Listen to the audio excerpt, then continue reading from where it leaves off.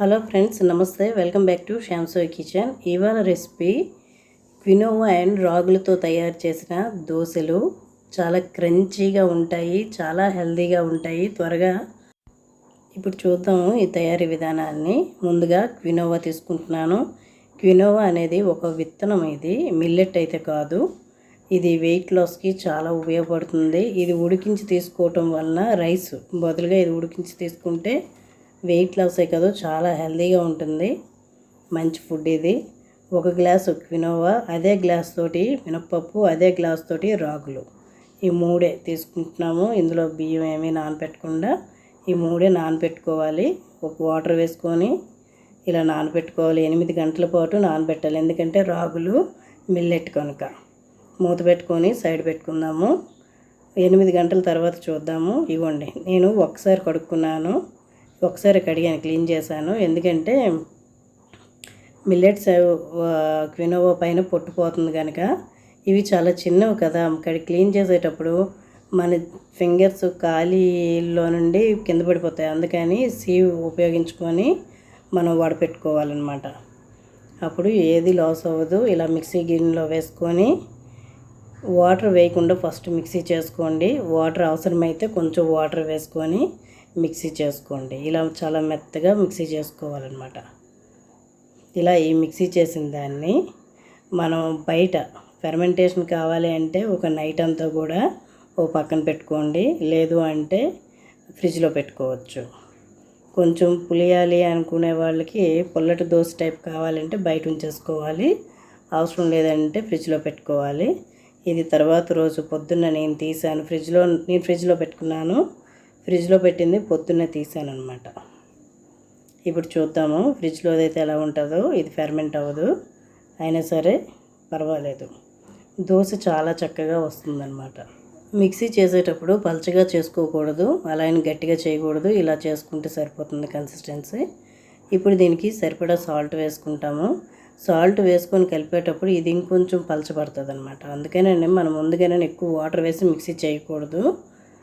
దీన్ని మనం ఇడ్లీలు కూడా పెట్టుకోవచ్చు.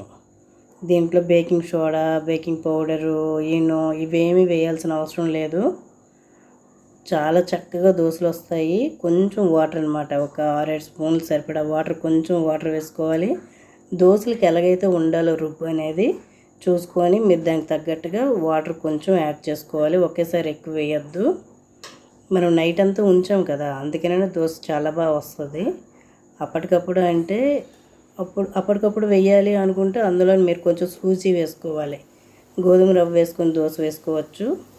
స్టవ్ ఆన్ చేసి దానిపైన పెనం పెట్టుకోవాలి. మీడియం ఫ్లేమ్ టు హై ఫ్లేమ్లో పెట్టుకోవాలి. ఇలా దోశ చక్కగా ఒక గరిటెన్నర వేసుకొని ఇలా చుట్టూ రౌండ్గా మనం వేసేసుకోవాలి, సర్దుకోవాలన్నమాట. చూసారు కదా, ముందు ఆయిల్ వేయకూడదండి. దోశ వేసిన తర్వాత ఆ దోశ పైన 1/2 స్పూన్ ఆయిల్ వేయాలి. దోశ వేసాక కొంచెం డ్రై అవుతుంది కదా, అప్పుడు ఒక 1/2 స్పూన్ ఆయిల్ వేయాలి. అంతేగాని ముందు ఆయిల్ వేసారంటే ఇది ఆయిల్కి అంటి ఇలాగ రౌండ్ షేప్ చేసేటప్పుడు రాదు, షేపింగ్ రాదనమాట. ఇది ఇప్పుడు ఆయిల్ 1/2 స్పూన్ వేసుకున్నాను. ఇది చాలా క్రంచీగా, కొంచెం రాగులు వేసాం కనుక కలర్ చాక్లెట్ కలర్లో ఉంటుంది. కొంచెం కలర్ మాడినంత వరకు ఉంచాలి. దోశ ఎప్పుడైతే రెడీ అయిపోతుందో చుట్టుపక్కలంతా కూడా పైకి లెగిసిపోతుంది. నేను దీనికోసం బొంబాయి చట్నీ చేసుకున్నాను. మా పిల్లలు దోశల పైన బొంబాయి చట్నీ వేసి ఇచ్చేయమన్నారు, అందుకని చట్నీ వేసుకున్నాను. మీరు ఏ చట్నీ చేసుకోవచ్చు, లేకపోతే పొటాటో కర్రీ చేసుకోవచ్చు, ఏదైనా పర్వాలేదు. మా పిల్లలకి బొంబాయి చట్నీ అవసరం. ఇంట్లో ఉన్న వాటితోటే చట్నీ ఈజీగా ఏదో ఒకటి చేసుకోవచ్చు. ఇది మా పిల్లల కోసం చేశాను. ఇది ఇప్పుడు మనం రెగ్యులర్గా వేసే దోశలు దీని తర్వాత ఇప్పుడు చూపిస్తాను. ప్లెయిన్ దోశ చూపిస్తాను. మా పిల్లలకి ట్యూషన్ టైం అవుతుంది, వాళ్ళకి ఇది ఇచ్చేస్తాను. ఇప్పుడు మన కోసం అన్నమాట ఈ దోశలు, మన కోసం వేసుకుంటున్నామండి దోశలు. ఇప్పుడు సమ్మర్ హాలిడేస్ కదా, పిల్లలు చాలా అల్లరి పెడతారని మేము ట్యూషన్ జాయిన్ చేసాము. అందుకనే త్వరగా పంపించేస్తున్నాను, టిఫిన్ పెట్టేసి ఏదో ఒకటి. ఇప్పుడు మన కోసం ఈ దోశలు అనమాట రౌండ్గా వేసుకోవాలి. ఇది చూడండి, అట్టు ఎప్పుడైతే ఈ దోశ రెడీ అయిపోతుందో ఇగోండి ఇలా లేయర్ పైకి వచ్చేస్తుంది. చక్కగా చూసారా, మనకు చూడగానే తెలుస్తుంది ఇది ఎంత క్రంచీగా ఉందో. కరకరలాడుతుంది, చాలా మెత్తగా ఉంటుంది, చాలా టేస్టీగా ఉంటుంది. ఏ చట్నీతో అయినా సరే, లేకపోతే పెరుగుతో అయినా దేంతో తిన్నా కూడా చాలా టేస్టీగా ఉంటుంది. ఇంట్లో పిల్లలు ఏది లైక్ చేస్తారు, చట్నీయా, పికిలా, లేకపోతే ఏంటనే దాన్ని బట్టి మీరు చూస్ చేసుకోవాలి. మెయిన్ పిల్లలే కదా తినాలి, అందుకని ఇలాగ చక్కగా దోశలు అనమాట రౌండ్గా తిప్పుకోవటమే. మీడియం ఫ్లేమ్ టు హై ఫ్లేమ్లో పెట్టుకోవాలి. ఇలాగ దోశలు అయితే 2-3 నిమిషాలకు ఒక దోశ అయిపోతుంది. మనం అప్పటికప్పుడు ఇలాగ అంటే నైట్ కాకుండా పొద్దున్నే మిక్సీ చేసుకున్నాం అనుకోండి, అప్పుడు బేకింగ్ పౌడర్ అవి ఏం వేయాల్సిన అవసరం లేదు. దానికి బదులుగా కొంచెం ఒక హాఫ్ గ్లాసో సూజీ వేసుకోవాలి. గోధుమ రవ్వ వేసుకొని అప్పటికప్పుడు గోధుమ రవ్వ వేసి కలుపుకొని వేసుకుంటే దోశలు చాలా బాగా వస్తాయి, రవ్వ దోశల్లా వస్తాయి అన్నమాట. ఇవి చూడండి, ఇవి చాలా హెల్తీగా ఉంటాయి, చాలా టేస్టీగా ఉంటాయండి. క్వినోవా అనేది ఎంతో టేస్టీగా ఉంటుంది, చాలా హెల్తీగా ఉంటుంది. మీకు చెప్పవసరం లేదు రాగుల గురించి, దేని గురించి. ఇందులో వేసిన 3 ఐటమ్స్ కూడా చాలా మంచిదన్నమాట. మీరు కూడా మీ ఇంట్లో ట్రై చేయండి. నేను చేసిన ఈ దోశలు మీకు నచ్చినట్లయితే లైక్ చేయండి ఫ్రెండ్స్. మీరు లైక్ చేయటం వల్ల ఇది 10 మందికి రీచ్ అవుతుంది.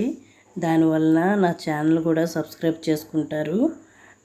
మీరు ఈ రకంగా నాకు సపోర్ట్ చేయండి. నా ఛానల్ అయితే ఇంతవరకు మానిటైజేషన్ అవ్వలేదు. నేను 2 పిల్లలతోటి ఎంతో టైం చూసుకొని మరీ చేస్తున్నాను. వీడియో షూట్ చేసి ఎడిటింగ్ మొత్తం అన్నీ నేనే చేసుకోవాలి. ఇంట్లోని పనులు కూడా ఖాళీ ఉండదు అసలు. ఇన్ని చేసుకుని వీడియో కూడా పెట్టినందుకైనా అట్లీస్ట్ నా వీడియోకి ఒక లైక్ ఇవ్వండి. Thank you for watching. Thank you friends.